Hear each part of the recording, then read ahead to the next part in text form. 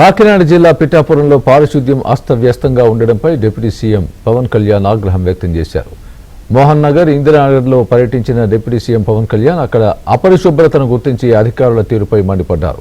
నెల రోజుల్లో పారిశుద్ధ్యంలో మార్పు తీసుకురావాలని అధికారుల్ని ఆదేశించారు. ఇలాంటి ప్రదేశాల్లో తమరు ఉంటారా అంటూ జిల్లా కలెక్టర్, మున్సిపల్ కమిషనర్లను డిప్యూటీ సీఎం పవన్ కళ్యాణ్ ప్రశ్నించారు.